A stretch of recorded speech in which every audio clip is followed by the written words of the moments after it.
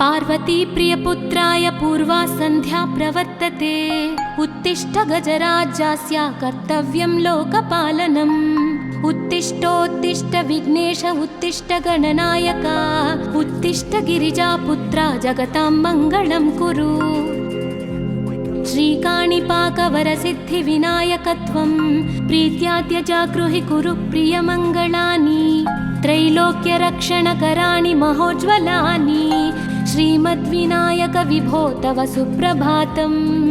श्रीमद्विहारपुरवास शिवात्मजात कूपोद्भवाद्भुतविलास स्वयंभुमूर्ते।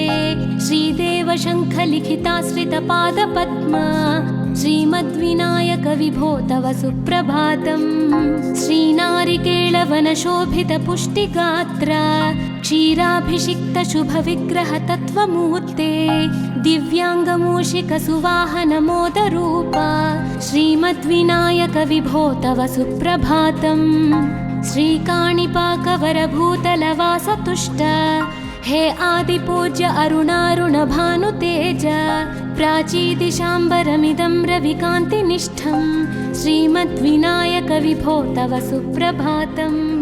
श्रीबाहुदा शुभतरङ्गसुबाहुदत्त सुस्निग्धशीतलकणानपि सङ्गृहीत्य प्रभातवायुरिह यास्यतिसेवनाय श्रीमद्विनायक विभो तव सुप्रभातम्। गौरीकराम्बुजसुलालितदिव्यवक्त्र श्रीकण्ठमानसमुदाकरमोदरूप कैलासशैलशिखरस्थितबालभानो श्रीमद्गणेश्वर विभो तव सुप्रभातम्। दूर्वाङ्कुराणि जलजानि सुपुष्पकाणि बिल्वानि पूजनविधौ च सुसज्जितानि। नित्यार्चनोत्सुकमदोत्कटवारणास्य श्रीमद्गणेश्वर विभो तव सुप्रभातम्। हृत्कूपमध्यसमुपस्थितचित्स्वरूप कूटस्थतत्त्वमिदमेव हि बोधनेन त्वामत्र भासि विदधासि समस्तशोभान् श्रीमद्गणेश्वर विभो तव सुप्रभातम्। श्रीमुद्गलाख्यमुनिसन्नुतसच्चरित्र वासिष्ठकृत्समदमुख्य ऋषीश्वरीत्या वेदोक्तदेवगणमन्त्रगणादिनाथ श्रीमद्गणेश्वर विभो तव सुप्रभातम्। ऋग्वेदकीर्तितगणाधिपज्येष्ठराज त्वं ब्रह्मणस्पतिरिति प्रकटीकृतोऽसि।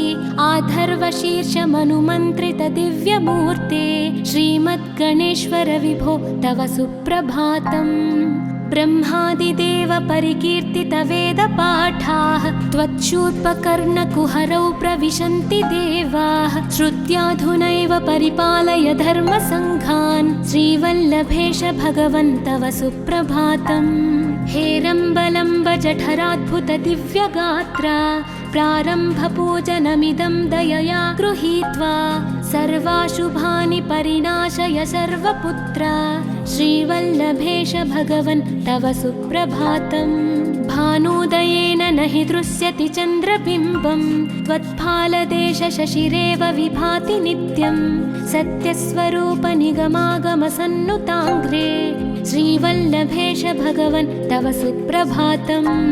कालाग्निरुद्रसुतकालनियामकत्वं कालानुकूलफलदोऽसि कलामयोऽसि। कल्याणकारक कलाधर शेखरोऽसि श्रीवल्लभेश भगवन् तव सुप्रभातम्। उग्रस्वरूप रिपुनाशक उग्रपुत्र सौम्योऽसि सोमविनुतोऽसि प्रशान्तरूप। सर्वेश सर्वफलकारक सर्वमूर्ते श्रीवल्लभेश भगवन् तव सुप्रभातम्। दारिद्र्यदुःखभयभञ्जन दक्ष स्वामिन् तारुण्यविग्रहधनादिफलप्रदायिन् लावण्यमञ्जुलकलान्वितरञ्जितास्य हे विघ्ननाथ भगवन् तव सुप्रभातम्। गम्भीजतुष्टगणराजगकार पूज्य गान्धर्वगानपरिवर्तितनादमूर्ते गाङ्गेयगण्यगणिताधिककलास्वरूप श्रीमद्विनायक विभो तव सुप्रभातम्। मूलादिचक्रनिलयोच्युतयोगमूर्ते त्वामादिदेवमनुचिन्त्य तरन्ति भक्ताः रागादिदोषपरिहारक वेदवेद्या हे विघ्ननाथ भगवन् तव सुप्रभातम् लक्ष्म्यादिशक्तियुत शक्ति गणेश्वरोऽसि दिव्याक्षरोऽसि शुभमन्त्रविराजितोऽसि तन्त्रादिभिर्नुतनतेष्टतवल्लभेश हे विघ्ननाथ भगवन् तव सुप्रभातम् नागोपवीतधरनाथ विनोदचित्त नागास्य नाशित महाघनतानुरक्त आनन्दतुन्दिलतनो बहिरान्तरस्थ हे विघ्ननाथ भगवन् तव सुप्रभातम् भद्रे भवक्त्र नवभद्रद भद्रतेज रुद्रप्रियात्मज मदद्रव शक्तियुक्त आद्रीशजा मधुरवत्सलता निधान हे विघ्ननाथ भगवन् तव सुप्रभातम् सर्वार्थसिद्धिफलदायक बुद्धिदायिन् विघ्नाद्रिवज्रपरिपूज्य चतुर्थी काले भद्रं पदं दिशसि भक्तगणार्थितोऽसि हे विघ्ननाथ भगवन् तव सुप्रभातम् बालादिभव्य बहुरूपधरोऽसि देव चिन्तामणिस्त्वमसि सर्वफलप्रदोऽसि त्वन्नाम दिव्यमणिरस्ति जगद्धिताय हे विघ्ननाथ भगवन् तव सुप्रभातम्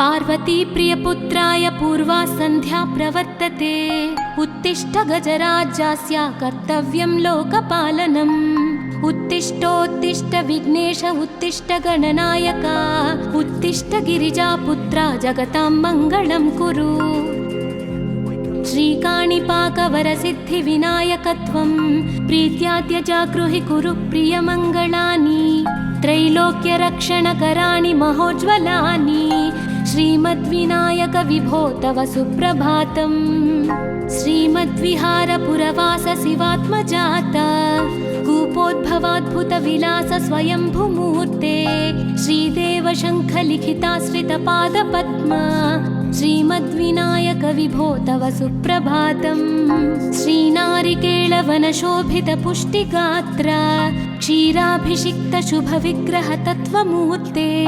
दिव्याङ्गमूषिकसुवाहनमोदरूप श्रीमद्विनायक विभो तव सुप्रभातम् श्रीकाणिपाकवरभूतलवासतुष्ट हे आदिपूज्य अरुणारुणभानुतेज प्राचीदिशाम्बरमिदं रविकान्तिनिष्ठं श्रीमद्विनायक विभो तव सुप्रभातम् श्रीबाहुदा शुभतरङ्गसुबाहुदत्त सुस्निग्धशीतलकणानपि सङ्गृहीत्य प्राभातवायुरिहयास्यति सेवनाय श्रीमद्विनायक विभो तव सुप्रभातम् गौरीकराम्बुजसुलालितदिव्यवक्त्र श्रीकण्ठमानसमुदाकरमोदरूप कैलासशैलशिखरस्थितबालभानो श्रीमद्गणेश्वर विभो तव सुप्रभातम् दूर्वाङ्कुराणि जलजानि सुपुष्पकाणि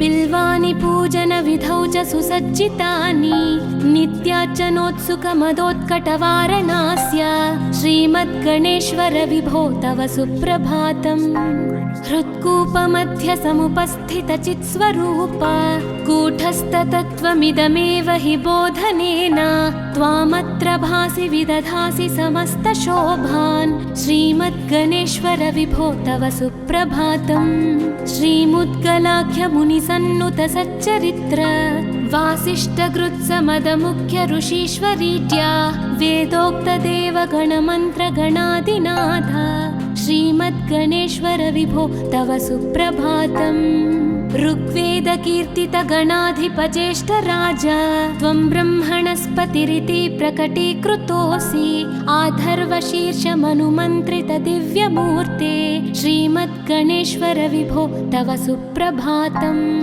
ब्रह्मादिदेव परिकीर्तितवेदपाठाः त्वच्छूर्पकर्णकुहरौ प्रविशन्ति देवाः श्रुत्याधुनैव परिपालय धर्मसङ्घान् श्रीवल्लभेश भगवन् तव सुप्रभातम् हेरम्बलम्ब जठराद्भुत दिव्यगात्र प्रारम्भपूजनमिदं दयया गृहीत्वा सर्वाशुभानि परिनाशय सर्वपुत्र श्रीवल्लभेश भगवन् तव सुप्रभातम् भानुदयेन न हि दृश्यति चन्द्रबिम्बं त्वत्फालदेश शशिरेव विभाति नित्यं सत्यस्वरूप निगमागमसन्नुताङ्घ्रे श्रीवल्लभेश भगवन् तव सुप्रभातम् कालाग्निरुद्रसुतकालनियामकत्वं कालानुकूलफलदोऽसि कलामयोऽसि कल्याणकारक कलाधरशेखरोऽसि श्रीवल्लभेश भगवन् तव सुप्रभातम् उग्रस्वरूपरिपुनाशक उग्रपुत्र सौम्योऽसि सोमविनुतोऽसि प्रशान्तरूप सर्वेश सर्वफलकारक सर्वमूर्ते श्रीवल्लभेश भगवन् तव सुप्रभातम् दारिद्र्यदुःखभयभञ्जन दक्ष स्वामिन् तारुण्यविग्रहधनादिफलप्रदायिन् लावण्यमञ्जुलकलान्वितरञ्जितास्य हे विघ्ननाथ भगवन् तव सुप्रभातम् गम्भीजतुष्टगणराजगकार पूज्य गान्धर्वगानपरिवर्तितनादमूर्ते गाङ्गेयगण्यगणिताधिककलास्वरूप श्रीमद्विनायक विभो तव सुप्रभातम् मूलादिचक्रनिलयोच्युतयोगमूर्ते त्वामादिदेवमनुचिन्त्य तरन्ति भक्ताः रागादिदोषपरिहारक वेदवेद्या हे विघ्ननाथ भगवन् तव सुप्रभातम् लक्ष्म्यादिशक्तियुतशक्ति गणेश्वरोऽसि दिव्याक्षरोऽसि शुभमन्त्रविराजितोऽसि तन्त्रादिभिर्नुतनतेष्टतवल्लभेश हे विघ्ननाथ भगवन् तव सुप्रभातम् नागोपवीतधरनाथ विनोदचित्त नागास्य नाशित महाघनतानुरक्त आनन्दतुन्दिलतनो बहिरान्तरस्थ हे विघ्ननाथ भगवन् तव सुप्रभातम् भद्रे भवक्त्र नवभद्रद भद्रतेज रुद्रप्रियात्मज मदद्रव शक्तियुक्त आद्रीशजा मधुरवत्सलता निधान हे विघ्ननाथ भगवन् तव सुप्रभातम् सर्वार्थसिद्धिफलदायक बुद्धिदायिन्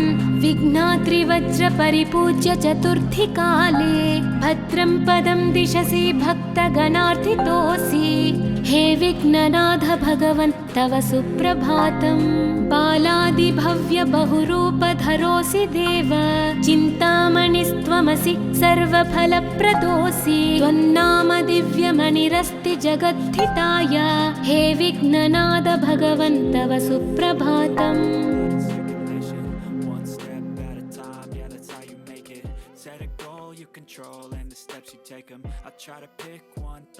पार्वती प्रियपुत्राय पूर्वा सन्ध्या प्रवर्तते उत्तिष्ठ गजराज्यास्य कर्तव्यं लोकपालनम् उत्तिष्ठोत्तिष्ठ विघ्नेश उत्तिष्ठ गणनायक उत्तिष्ठ गिरिजापुत्रा जगतां मङ्गलं कुरु श्रीकाणिपाकवरसिद्धिविनायकत्वं प्रीत्याद्य जागृहि कुरु प्रियमङ्गलानि त्रैलोक्यरक्षणकराणि महोज्ज्वलानि श्रीमद्विनायक विभो तव सुप्रभातम् श्रीमद्विहारपुरवास शिवात्मजात कूपोद्भवाद्भुतविलास स्वयंभुमूर्ते श्रीदेव शङ्खलिखिताश्रितपादपद्मा श्रीमद्विनायक विभो तव सुप्रभातम् श्रीनारिकेळवनशोभितपुष्टिगात्र क्षीराभिषिक्तशुभविग्रहतत्त्वमूर्ते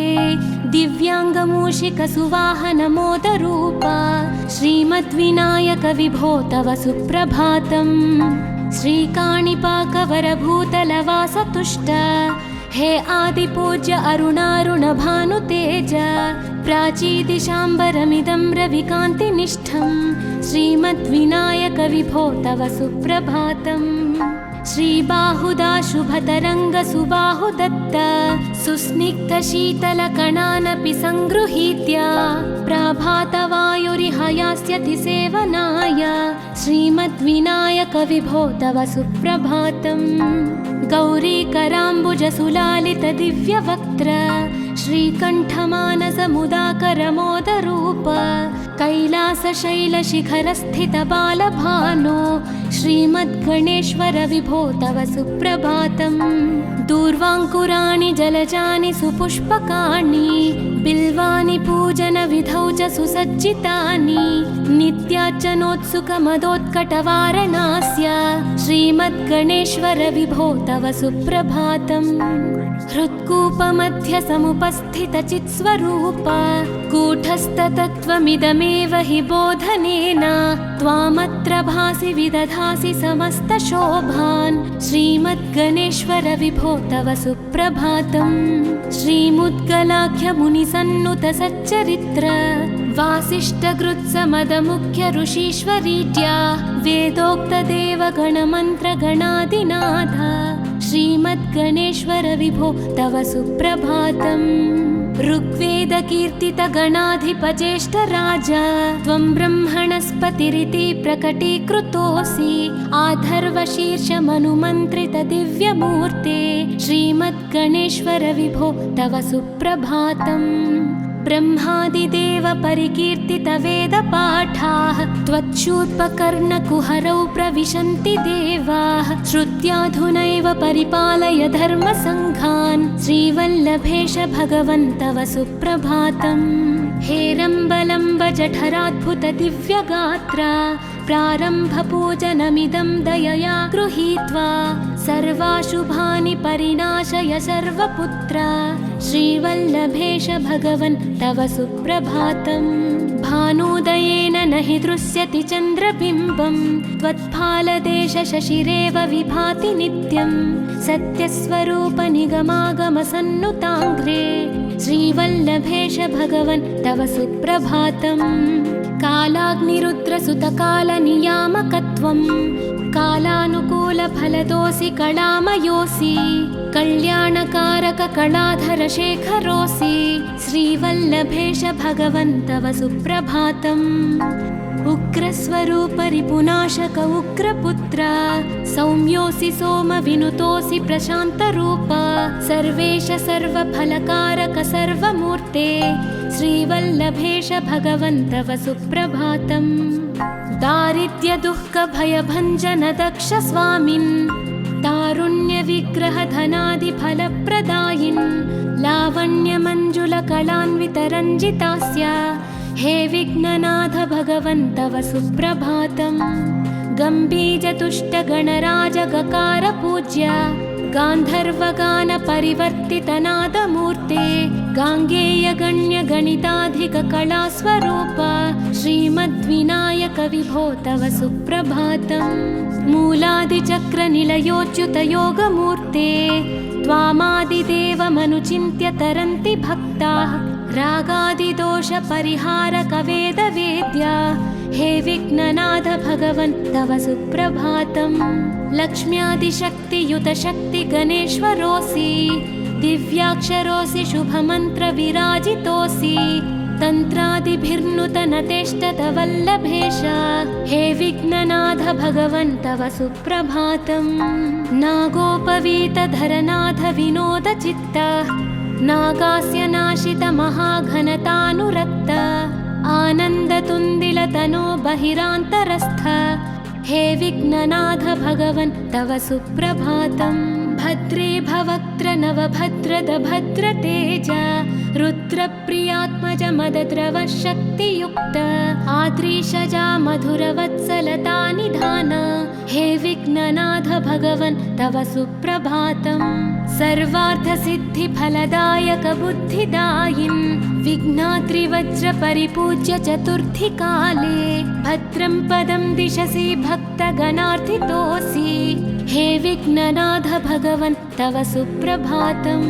बालादिभव्य बहुरूपधरोऽसि देव चिन्तामणिस्त्वमसि सर्वफलप्रदोऽसि त्वन्नाम दिव्यमणिरस्ति जगद्धिताय हे विघ्ननाथ भगवन् तव सुप्रभातम्।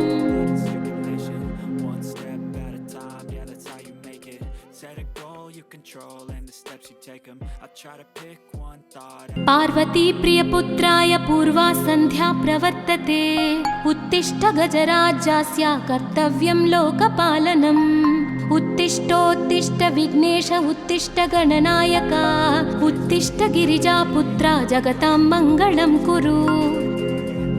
श्रीकाणिपाकवरसिद्धिविनायकत्वं प्रीत्याद्य जागृहि कुरु प्रियमङ्गलानि त्रैलोक्यरक्षणकराणि महोज्ज्वलानि श्रीमद्विनायक विभो तव सुप्रभातम्। श्रीमद्विहारपुरवास शिवात्मजात कूपोद्भवाद्भुतविलास स्वयंभूमूर्ते श्रीदेव शङ्खलिखिताश्रितपादपद्म श्रीमद्विनायक विभो तव सुप्रभातम्। श्रीनारिकेळवनशोभितपुष्टिगात्र क्षीराभिषिक्त शुभविग्रह तत्त्वमूर्ते दिव्याङ्गमूषिकसुवाहनमोदरूप श्रीमद्विनायक विभो तव सुप्रभातम्। श्रीकाणिपाकवरभूतलवासतुष्ट हे आदिपूज्य अरुणारुणभानुतेज प्राचीदिशाम्बरमिदं रविकान्तिनिष्ठं श्रीमद्विनायक विभो तव सुप्रभातम्। श्रीबाहुदा शुभतरङ्गसुबाहुदत्त सुस्निग्धशीतलकणानपि सङ्गृहीत्य प्रभातवायुरिहयास्यति सेवनाय श्रीमद्विनायक विभो तव सुप्रभातम्। गौरीकराम्बुजसुलालितदिव्यवक्त्र श्रीकण्ठमानसमुदाकरमोदरूप कैलासशैलशिखरस्थितबालभानो श्रीमद्गणेश्वर विभो तव सुप्रभातम्। दूर्वाङ्कुराणि जलजानि सुपुष्पकाणि बिल्वानि पूजनविधौ च सुसज्जितानि नित्यार्चनोत्सुकमदोत्कटवारणास्य श्रीमद्गणेश्वर विभो तव सुप्रभातम्। हृत्कूपमध्यसमुपस्थितचित्स्वरूप कूटस्थतत्त्वमिदमेव हि बोधनेन त्वामत्र भासि विदधासि समस्तशोभान् श्रीमद्गणेश्वर विभो तव सुप्रभातम्। श्रीमुद्गलाख्यमुनिसन्नुत सच्चरित्र वासिष्ठगृत्समदमुख्य ऋषीश्वरीड्या वेदोक्तदेवगणमन्त्रगणादिनाथ श्रीमद्गणेश्वर विभो तव सुप्रभातम्। ऋग्वेदकीर्तितगणाधिपज्येष्ठराज त्वं ब्रह्मणस्पतिरिति प्रकटीकृतोऽसि आधर्वशीर्षमनुमन्त्रितदिव्यमूर्ते श्रीमद्गणेश्वर विभो तव सुप्रभातम्। ब्रह्मादिदेव परिकीर्तितवेदपाठाः त्वच्छूर्पकर्णकुहरौ प्रविशन्ति देवाः श्रुत्याधुनैव परिपालय धर्मसङ्घान् श्रीवल्लभेश भगवन् तव सुप्रभातम्। हेरम्बलम्ब जठराद्भुत दिव्यगात्रा प्रारम्भपूजनमिदं दयया गृहीत्वा सर्वाशुभानि परिनाशय सर्वपुत्र श्रीवल्लभेश भगवन् तव सुप्रभातम्। भानुदयेन न हि दृश्यति चन्द्रबिम्बं त्वत्फालदेश शशिरेव विभाति नित्यं सत्यस्वरूप निगमागमसन्नुताङ्घ्रे श्रीवल्लभेश भगवन् तव सुप्रभातम्। कालाग्निरुद्रसुतकालनियामकत्वं कालानुकूलफलदोऽसि कलामयोऽसि कल्याणकारककलाधरशेखरोऽसि श्रीवल्लभेश भगवन् तव सुप्रभातम्। उग्रस्वरूप रिपुनाशक उग्रपुत्र सौम्योऽसि सोमविनुतोऽसि प्रशान्तरूप सर्वेश सर्वफलकारक सर्वमूर्ते श्रीवल्लभेश भगवन् तव सुप्रभातम्। दारिद्र्यदुःखभयभञ्जन दक्ष स्वामिन् तारुण्यविग्रहधनादिफलप्रदायिन् लावण्यमञ्जुलकलान्वितरञ्जितास्य हे विघ्ननाथ भगवन् तव सुप्रभातम्। गम्भीजतुष्टगणराजगकार पूज्य गान्धर्वगानपरिवर्तितनादमूर्ते गाङ्गेयगण्यगणिताधिककलास्वरूप श्रीमद्विनायक विभो तव सुप्रभातम्। मूलादिचक्रनिलयोच्युतयोगमूर्ते त्वामादिदेवमनुचिन्त्य तरन्ति भक्ताः रागादिदोषपरिहारकवेदवेद्या हे विघ्ननाथ भगवन् तव सुप्रभातम् लक्ष्म्यादिशक्तियुतशक्तिगणेश्वरोऽसि दिव्याक्षरोऽसि शुभमन्त्रविराजितोऽसि तन्त्रादिभिर्नुतनतेष्टतवल्लभेश हे विघ्ननाथ भगवन् तव सुप्रभातम् नागोपवीतधरनाथ विनोदचित्त नागास्य नाशित महाघनतानुरक्त आनन्दतुन्दिलतनो बहिरान्तरस्थ हे विघ्ननाथ भगवन् तव सुप्रभातम् भद्रे भवक्त्र नवभद्रद भद्रतेज रुद्रप्रियात्मज मदद्रव शक्तियुक्त आद्रीशजा मधुरवत्सलता निधान हे विघ्ननाथ भगवन् तव सुप्रभातम् सर्वार्थसिद्धिफलदायक बुद्धिदायिन् विघ्नाद्रिवज्रपरिपूज्य चतुर्थीकाले भद्रं पदं दिशसि भक्तगणार्थितोऽसि हे विघ्ननाथ भगवन् तव सुप्रभातम् बालादिभव्य बहुरूपधरोऽसि देव चिन्तामणिस्त्वमसि सर्वफलप्रदोऽसि त्वन्नाम दिव्यमणिरस्ति जगद्धिताय हे विघ्ननाथ भगवन् तव सुप्रभातम्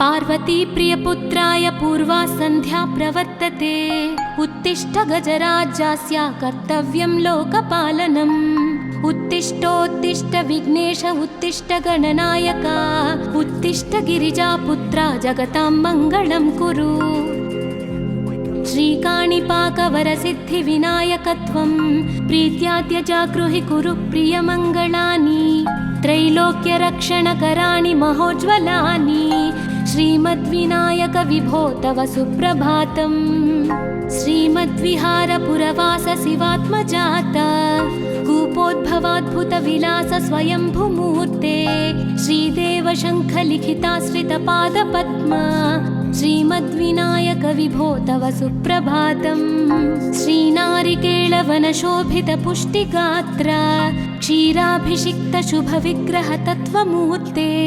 दिव्याङ्गमूषिकसुवाहनमोदरूप श्रीमद्विनायक विभो तव सुप्रभातम् श्रीकाणिपाकवरभूतलवासतुष्ट हे आदिपूज्य अरुणारुणभानुतेज प्राचीदिशाम्बरमिदं रविकान्तिनिष्ठं श्रीमद्विनायक विभो तव सुप्रभातम् श्रीबाहुदा शुभतरङ्गसुबाहुदत्त सुस्निग्धशीतलकणानपि सङ्गृहीत्य प्रभातवायुरिहयास्यति सेवनाय श्रीमद्विनायक विभो तव सुप्रभातम् गौरीकराम्बुजसुलालितदिव्यवक्त्र श्रीकण्ठमानसमुदाकरमोदरूप कैलासशैलशिखरस्थितबालभानो श्रीमद्गणेश्वर विभो तव सुप्रभातम् दूर्वाङ्कुराणि जलजानि सुपुष्पकाणि बिल्वानि पूजनविधौ च सुसज्जितानि नित्यार्चनोत्सुकमदोत्कटवारणास्य श्रीमद्गणेश्वर विभो तव सुप्रभातम् हृत्कूपमध्यसमुपस्थितचित्स्वरूप कूटस्थतत्त्वमिदमेव हि बोधनेन त्वामत्र भासि विदधासि समस्तशोभान् श्रीमद्गणेश्वर विभो तव सुप्रभातम् श्रीमुद्गलाख्यमुनिसन्नुत सच्चरित्र वासिष्ठकृत्समदमुख्य ऋषीश्वरीत्या वेदोक्तदेवगणमन्त्रगणादिनाथ श्रीमद्गणेश्वर विभो तव सुप्रभातम् ऋग्वेदकीर्तितगणाधिपज्येष्ठराज त्वं ब्रह्मणस्पतिरिति प्रकटीकृतोऽसि आधर्वशीर्षमनुमन्त्रितदिव्यमूर्ते श्रीमद्गणेश्वर विभो तव सुप्रभातम् ब्रह्मादिदेव परिकीर्तितवेदपाठाः त्वच्छूर्पकर्णकुहरौ प्रविशन्ति देवाः श्रुत्याधुनैव परिपालय धर्मसङ्घान् श्रीवल्लभेश भगवन् तव सुप्रभातम् हेरम्बलम्ब जठराद्भुत दिव्यगात्र प्रारम्भपूजनमिदं दयया गृहीत्वा सर्वाशुभानि परिनाशय सर्वपुत्र श्रीवल्लभेश भगवन् तव सुप्रभातम् भानुदयेन न हि दृश्यति चन्द्रबिम्बं त्वत्फालदेश शशिरेव विभाति नित्यं सत्यस्वरूप निगमागमसन्नुताङ्घ्रे श्रीवल्लभेश भगवन् तव सुप्रभातम् कालाग्निरुद्रसुतकालनियामकत्वं कालानुकूलफलदोऽसि कलामयोऽसि कल्याणकारक कलाधरशेखरोऽसि श्रीवल्लभेश भगवन् तव सुप्रभातम् उग्रस्वरूप रिपुनाशक उग्रपुत्र सौम्योऽसि सोमविनुतोऽसि प्रशान्तरूप सर्वेश सर्वफलकारक सर्वमूर्ते श्रीवल्लभेश भगवन् तव सुप्रभातम् दारिद्र्यदुःखभयभञ्जन दक्ष स्वामिन् तारुण्यविग्रहधनादिफलप्रदायिन् लावण्यमञ्जुलकलान्वितरञ्जितास्य हे विघ्ननाथ भगवन् तव सुप्रभातम् गम्भीजतुष्टगणराजगकार गान्धर्वगानपरिवर्तितनादमूर्ते गाङ्गेयगण्यगणिताधिककलास्वरूप श्रीमद्विनायक विभो तव सुप्रभातम् मूलादिचक्रनिलयोच्युतयोगमूर्ते त्वामादिदेवमनुचिन्त्य तरन्ति भक्ताः रागादिदोषपरिहारकवेदवेद्या हे विघ्ननाथ भगवन् तव सुप्रभातम् लक्ष्म्यादिशक्तियुतशक्तिगणेश्वरोऽसि दिव्याक्षरोऽसि शुभमन्त्रविराजितोऽसि तन्त्रादिभिर्नुतनतेष्टतवल्लभेश हे विघ्ननाथ भगवन् तव सुप्रभातम् नागोपवीतधरनाथ विनोदचित्त नागास्य नाशित महाघनतानुरक्त आनन्दतुन्दिलतनो बहिरान्तरस्थ हे विघ्ननाथ भगवन् तव सुप्रभातम् भद्रे भवक्त्र नवभद्रद भद्रतेज रुद्रप्रियात्मज मदद्रव शक्तियुक्त आद्रीशजा मधुरवत्सलता निधान हे विघ्ननाथ भगवन् तव सुप्रभातम् सर्वार्थसिद्धिफलदायक बुद्धिदायिन् विघ्नाद्रिवज्रपरिपूज्य चतुर्थीकाले भद्रं पदं दिशसि भक्तगणार्थितोऽसि हे विघ्ननाथ भगवन् तव सुप्रभातम् बालादिभव्य बहुरूपधरोऽसि देव चिन्तामणिस्त्वमसि सर्वफलप्रदोऽसि त्वन्नाम दिव्यमणिरस्ति जगद्धिताय हे विघ्ननाथ भगवन् तव सुप्रभातम्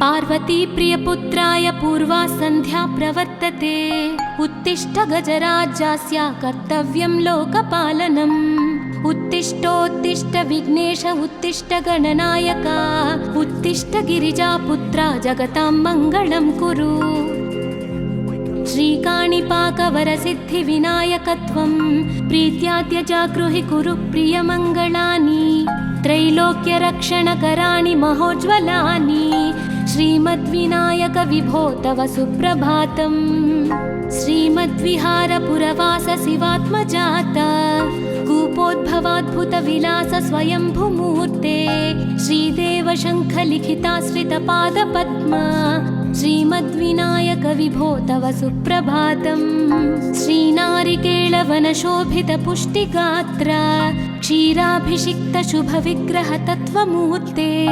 दिव्याङ्गमूषिकसुवाहनमोदरूप श्रीमद्विनायक विभो तव सुप्रभातम् श्रीकाणिपाकवरभूतलवासतुष्ट हे आदिपूज्य अरुणारुणभानुतेज प्राचीदिशाम्बरमिदं रविकान्तिनिष्ठं श्रीमद्विनायक विभो तव सुप्रभातम् श्रीबाहुदा शुभतरङ्गसुबाहुदत्त सुस्निग्धशीतलकणानपि सङ्गृहीत्य प्राभातवायुरिहयास्यति सेवनाय श्रीमद्विनायक विभो तव सुप्रभातम् गौरीकराम्बुजसुलालितदिव्यवक्त्र श्रीकण्ठमानसमुदाकरमोदरूप कैलासशैलशिखरस्थितबालभानो श्रीमद्गणेश्वर विभो तव सुप्रभातम्।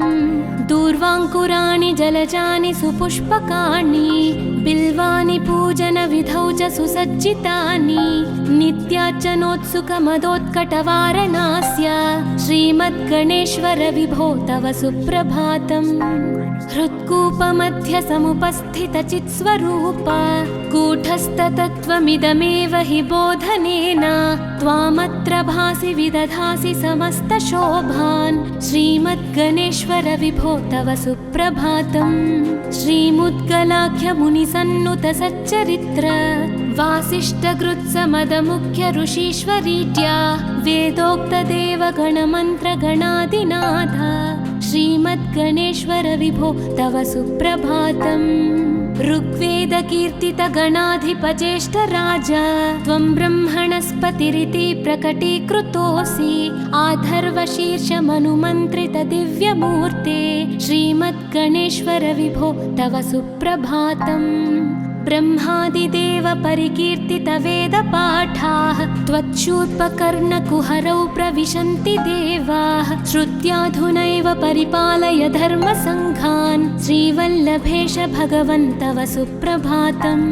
हेरम्बलम्ब जठराद्भुत दिव्यगात्र प्रारम्भपूजनमिदं दयया गृहीत्वा सर्वाशुभानि परिणाशय सर्वपुत्र श्रीवल्लभेश भगवन् तव सुप्रभातम्। भानुदयेन न हि दृश्यति चन्द्रबिम्बं त्वत्फालदेशशशिरेव विभाति नित्यं सत्यस्वरूप निगमागमसन्नुताङ्घ्रे श्रीवल्लभेश भगवन् तव सुप्रभातम्। कालाग्निरुद्रसुतकालनियामकत्वं कालानुकूलफलदोऽसि कलामयोऽसि कल्याणकारक कलाधरशेखरोऽसि श्रीवल्लभेश भगवन् तव सुप्रभातम्। उग्रस्वरूप रिपुनाशक उग्रपुत्र सौम्योऽसि सोमविनुतोऽसि प्रशान्तरूप सर्वेश सर्वफलकारक सर्वमूर्ते श्रीवल्लभेश भगवन् तव सुप्रभातम्।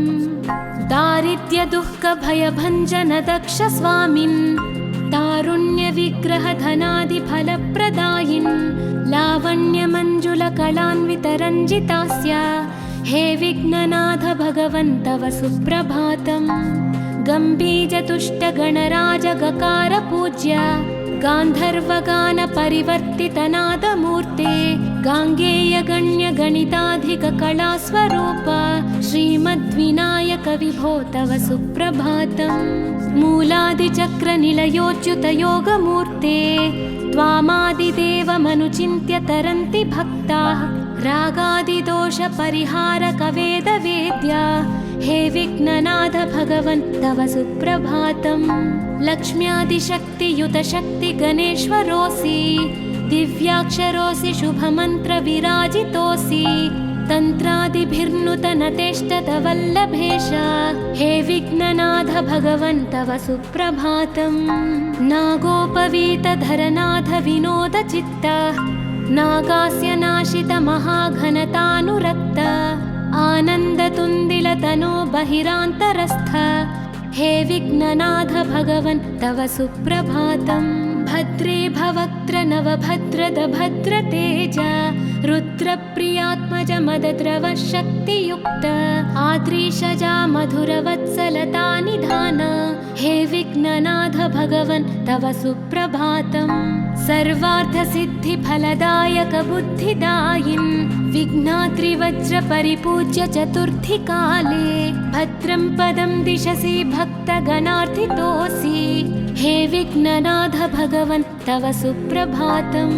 बालादिभव्य बहुरूपधरोऽसि देव चिन्तामणिस्त्वमसि सर्वफलप्रदोऽसि त्वन्नाम दिव्यमणिरस्ति जगद्धिताय हे विघ्ननाथ भगवन् तव सुप्रभातम्। One step at a time, yeah, that's how you make it. Set a goal, you can control and the steps you take them. I try to pick one thought. Parvati प्रियपुत्राय पूर्वा सन्ध्या प्रवर्तते उत्तिष्ठ गजराज्यस्य कर्तव्यं लोकपालनम् उत्तिष्ठोत्तिष्ठ विघ्नेश उत्तिष्ठ गणनायक उत्तिष्ठ गिरिजापुत्रा जगतां मङ्गलं कुरु श्रीकाणिपाकवरसिद्धिविनायकत्वं प्रीत्याद्य जागृहि कुरु प्रियमङ्गलानि त्रैलोक्यरक्षणकराणि महोज्ज्वलानि श्रीमद्विनायक विभो तव सुप्रभातम् श्रीमद्विहारपुरवास शिवात्मजात कूपोद्भवाद्भुतविलास स्वयंभुमूर्ते श्रीदेव शङ्खलिखिताश्रितपादपद्मा श्रीमद्विनायक विभो तव सुप्रभातम् श्रीनारिकेळवनशोभितपुष्टिगात्र क्षीराभिषिक्तशुभविग्रह तत्त्वमूर्ते दिव्याङ्गमूषिकसुवाहनमोदरूप श्रीमद्विनायक विभो तव सुप्रभातम् श्रीकाणिपाकवरभूतलवासतुष्ट हे आदिपूज्य अरुणारुणभानुतेज प्राचीदिशाम्बरमिदं रविकान्तिनिष्ठं श्रीमद्विनायक विभो तव सुप्रभातम् श्रीबाहुदा शुभतरङ्गसुबाहुदत्त सुस्निग्धशीतलकणानपि सङ्गृहीत्य प्रभातवायुरिहयास्यति सेवनाय श्रीमद्विनायक विभो तव सुप्रभातम् गौरीकराम्बुजसुलालितदिव्यवक्त्र श्रीकण्ठमानसमुदाकरमोदरूप कैलासशैलशिखरस्थितबालभानो श्रीमद्गणेश्वर विभो तव सुप्रभातम्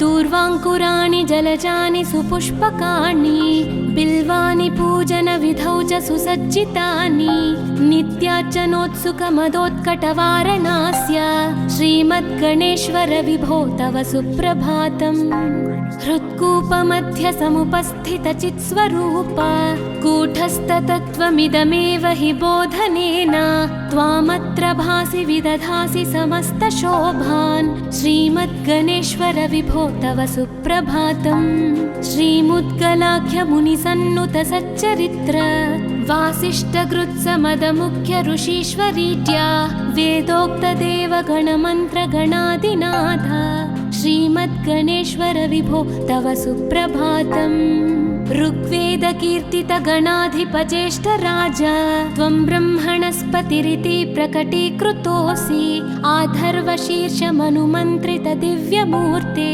श्रीमद्गणेश्वर विभो तव सुप्रभातम् ब्रह्मादिदेव परिकीर्तितवेदपाठाः त्वच्छूर्पकर्णकुहरौ प्रविशन्ति देवाः श्रुत्याधुनैव परिपालय धर्मसङ्घान् श्रीवल्लभेश भगवन् तव सुप्रभातम् हेरम्बलम्ब जठराद्भुतदिव्यगात्र प्रारम्भपूजनमिदं दयया गृहीत्वा सर्वाशुभानि परिनाशय सर्वपुत्र श्रीवल्लभेश भगवन् तव सुप्रभातम् भानुदयेन न हि दृश्यति चन्द्रबिम्बं त्वत्फालदेश शशिरेव विभाति नित्यं सत्यस्वरूप निगमागमसन्नुताङ्घ्रे श्रीवल्लभेश भगवन् तव सुप्रभातम् कालाग्निरुद्रसुतकालनियामकत्वं कालानुकूलफलदोऽसि कलामयोऽसि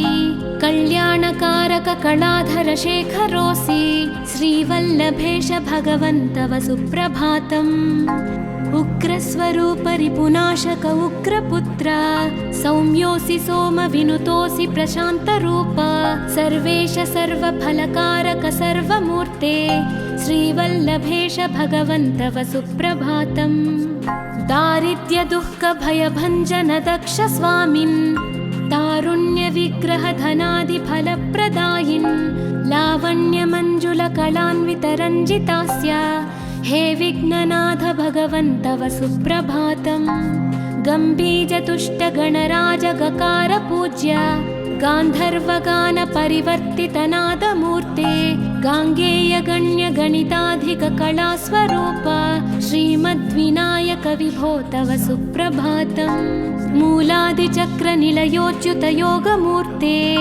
त्वामादिदेवमनुचिन्त्य तरन्ति भक्ताः रागादिदोषपरिहारकवेदवेद्या हे विघ्ननाथ भगवन् तव सुप्रभातम् लक्ष्म्यादिशक्तियुतशक्तिगणेश्वरोऽसि दिव्याक्षरोऽसि शुभमन्त्रविराजितोऽसि तन्त्रादिभिर्नुतनतेष्टतवल्लभेश हे विघ्ननाथ भगवन् तव सुप्रभातम् नागोपवीतधरनाथ विनोदचित्त नागास्य नाशित महाघनतानुरक्त आनन्दतुन्दिलतनो बहिरान्तरस्थ हे विघ्ननाथ भगवन् तव सुप्रभातम् भद्रे भवक्त्र नवभद्रद भद्रतेज रुद्रप्रियात्मज मदद्रव शक्तियुक्त आद्रीशजा मधुरवत्सलता निधान हे विघ्ननाथ भगवन् तव सुप्रभातम्